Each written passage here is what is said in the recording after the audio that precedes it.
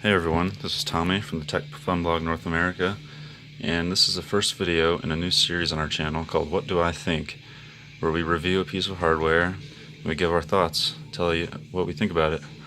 So the first piece of hardware I chose to do a video about is the Sega Game Gear. It is, well, most people know it as the competitor to Nintendo's Game Boy in the 90s. And throughout the video I'll be drawing some comparisons to the Game Boy, pros, cons to both, Game Gear versus Game Boy, whatever. And the first thing you'll probably notice about the Game Gear, other than it being one word off of the Game Boy, is that it is a very large piece of hardware, especially compared to the Game Boy. And it takes 6 AA batteries, whereas the original Game Boy took 4. You can also plug in a 9-volt power adapter, which is very handy. And I think I'm going to draw some comparisons to other pieces of hardware, gaming hardware you might find, you might own, you might have seen, so you can get a better idea of just how big this Game Gear is. So I'm going to start biggest and then go down smaller. So the first one here, this is the Wii U gamepad. It's not much bigger than the Game Gear itself. It's a bit bigger. Both are rather unsuccessful consoles, unfortunately. Going down the line, we're going to do another Nintendo console. This is the 2DS. I got this a few years ago. Yeah, it's a pretty decent sized console. It doesn't fold, obviously. That was the main aspect of the 2DS people were kind of questionable about. But it's a good piece of hardware. Next down the line, we got Mattel Football. I think this is the 2nd edition, but I think I took all the labels off when I was a kid for some reason. Everything I have is so dusty. But yeah, this is a really fun game. I'd rather have this than the Game Gear. Or Game Boy, rather. So it's almost as big. It's about 3/4 the size of the Game Gear. Not bad. Fun game. Next up, of course, we have the Nintendo Game Boy Color. This was made after the original Game Boy, obviously. If you see here, 2 AA batteries rather than 6 or 4 of the original Game Boy. So yeah, it's just over half the size of the Game Gear, I think. Yeah. Much more portability. They market the Game Gear as a portable video game system. How are you supposed to fit this in your pocket? It's too big.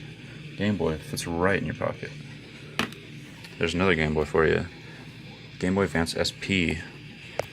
And unfortunately for this Game Boy Advance SP, it's kind of jacked up.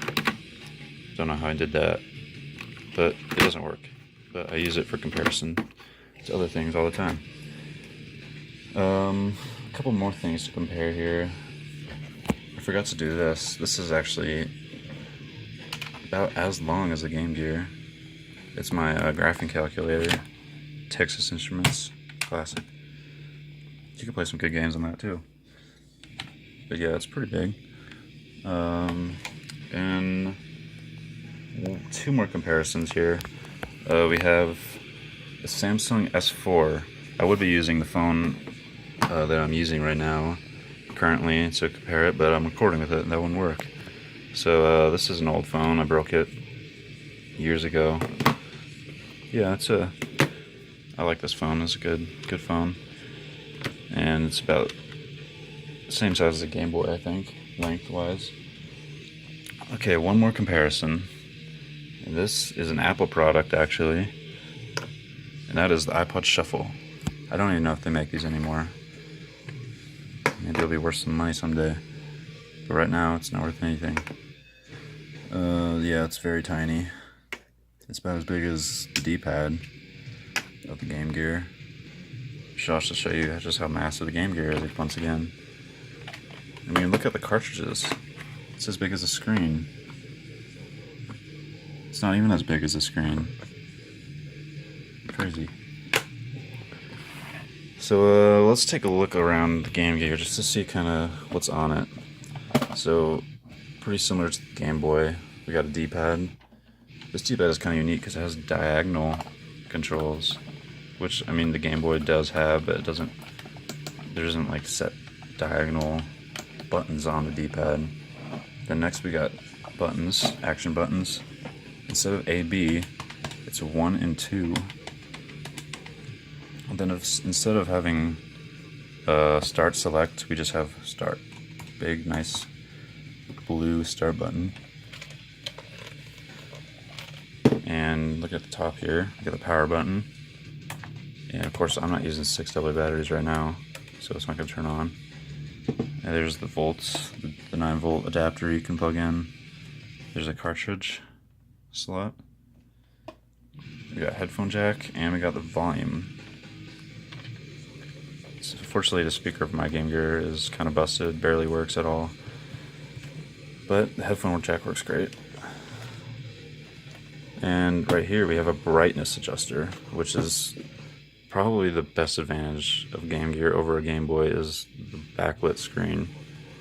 Sometimes you can get it as bright as the sun, sometimes you can get it as dark as the moon.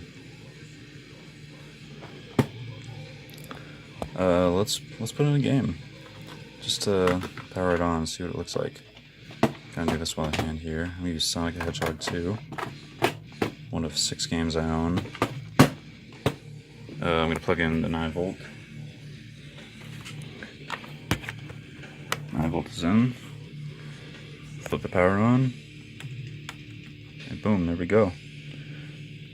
I can never get a good brightness out of it. I always seem to be adjusting it. I can't get a nice setting. But it's better than having to hold it up to a lamp for an hour while you're playing a Game Boy game. So there's Sonic.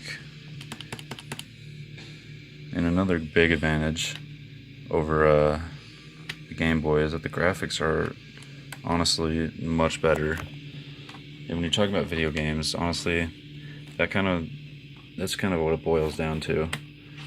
When your graphics are better, that usually most of the time means your game is better, especially compared to the Game Boy library.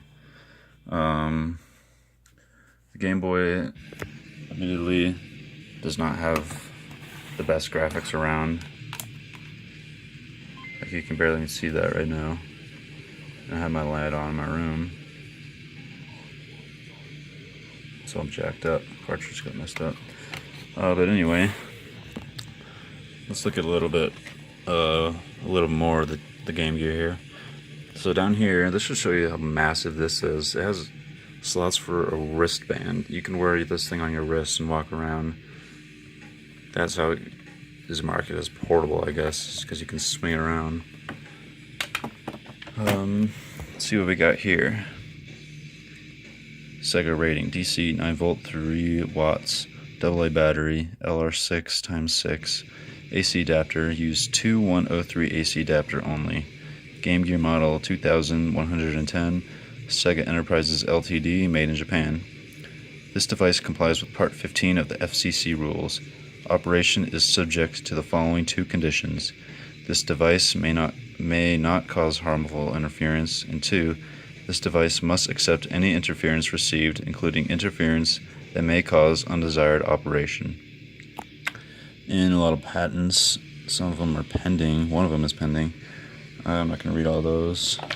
This is what the inside of the battery holder thingy looks like. There's some numbers. Don't know what they mean. Maybe they're patents. Yeah, I don't know what this is. Maybe a screw's missing. It looks like you can screw something into it.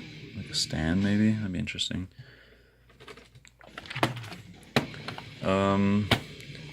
Anything else about the Game Gear? So, I'm not totally sure what the processing power is or what kind of like CPU they use in it. Imagine it's probably like a few gigs. Actually, I can probably just look it up right now. Oops. Just open Chrome up. Sega Game Gear processor.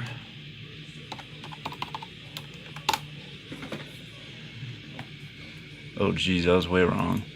So apparently it uses something called blast processing, which I guess means it blasts, like, it blasts up a few gigs every time you do like something crazy in the game, which is pretty cool. Game Boy didn't have that.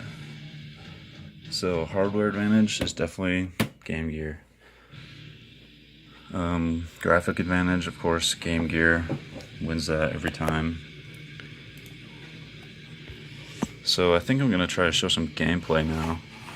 Let me try to adjust my keyboard or something so I can put my camera up.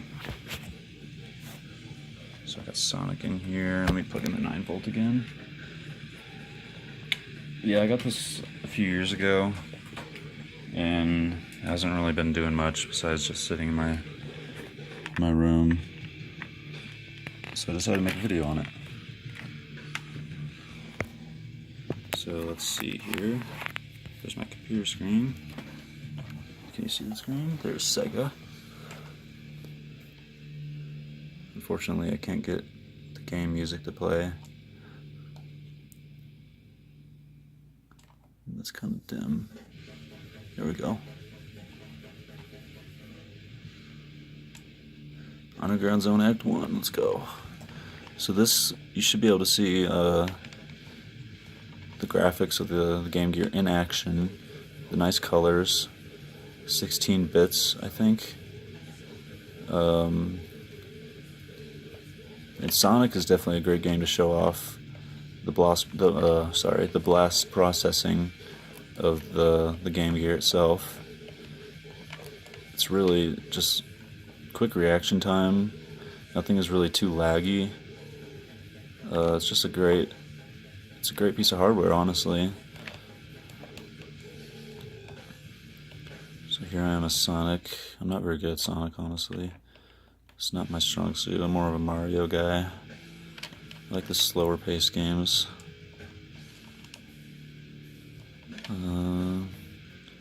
Yep. I think that's about good for the gameplay footage. And I'm asking, if you're in the Denver area, I'm asking $50 for this. It also comes with the original manual, which is pretty cool, pretty neat. Got a picture of Sonic, of course. Specs, pretty much everything I just talked about. I went into more detail, so. Yeah, you can put a TV tuner, which is interesting. I don't know what that is. It's an antenna of some sort. That's interesting. Got some nice illustrations of the Game Gear. Yeah. And it also comes with 6 games, one of which is Sonic, which is playing right now. Deep Duck Trouble, Asterix and the Great Rescue, Tasmania, NFL 95, and Bonkers Wax Up. Tasmania is a pretty awful game, honestly. It has some of the worst level design I've ever seen. Really boring. Maybe I like it. But yeah, just leave a comment if you want the Game Gear. We can exchange information. And if you think of any other pieces of hardware you'd like us to review and you'd like our thoughts on it, just drop in the comments. So leave a like, subscribe, comment if you want, and we'll see you next time. Thank you.